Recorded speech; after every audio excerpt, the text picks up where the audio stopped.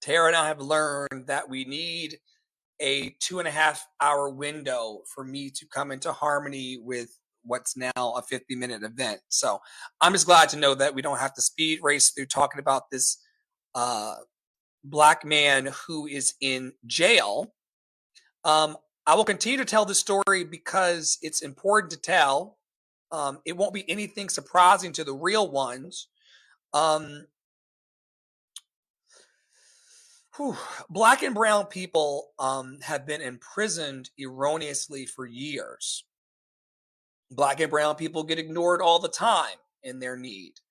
And 44 years ago, this young black man of 16 years old and a second grade education got caught up with one of the most treacherous people on the planet, a lying and deceiving, child abusing Karen.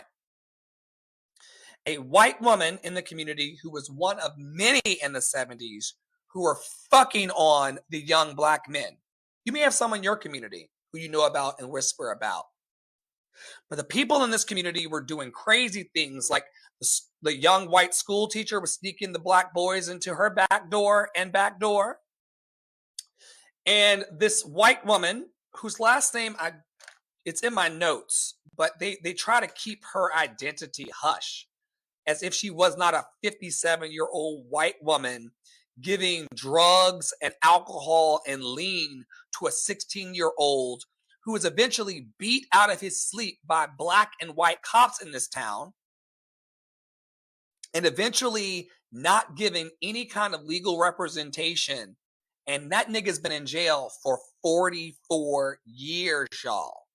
And they can't find a police report here about him, ironically, because there were black and white cops in on it. Now, what we do know is that his prosecuting attorney and the judge were reading from slave journals and Confederate documents over the weekends in their law offices. So what do you think was going on in the 1970s? And what do y'all think is going on now? And so in the same way that I'm in TikTok jail for stupid causes, Charles has been in a North Carolina jail for 44 years. And mum's the word. He's got one white lady named Wanda who took pictures of her folders. Tara liked it. She said the work of freeing, what did she say? Like the liberation work is, she said something like, the work never stops. And then they were like pictures of her, of like 1980s folders. This black man in jail who was erroneously sentenced and held there, they move him around the state every time people try to like set him free. It's weird here, y'all. And I'm boldly and profoundly proclaiming justice for Charles McNair. We do not need more folders, hiding preachers. Her board is full of hiding people who claim they want him out of jail. In fact, I'm going to clip this section of the show to put it in Love and Truth, so I'm going to send it to them. Y'all don't know, I send text messages and emails every day to people who like to pretend like Dr. Flu doesn't exist. Y'all say y'all want this nigga out of jail, Wanda Cox. Reverend, I forgot him already, Tara, and I just met him.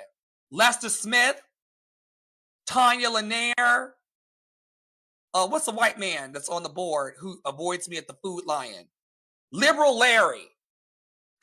Come out wherever y'all are. How dare you avoid me by the box mac and cheese while you say you want a nigga out of jail after 44 years of being there? Y'all ain't right. There's no way he's going to get out of jail, Tara, if they're avoiding me.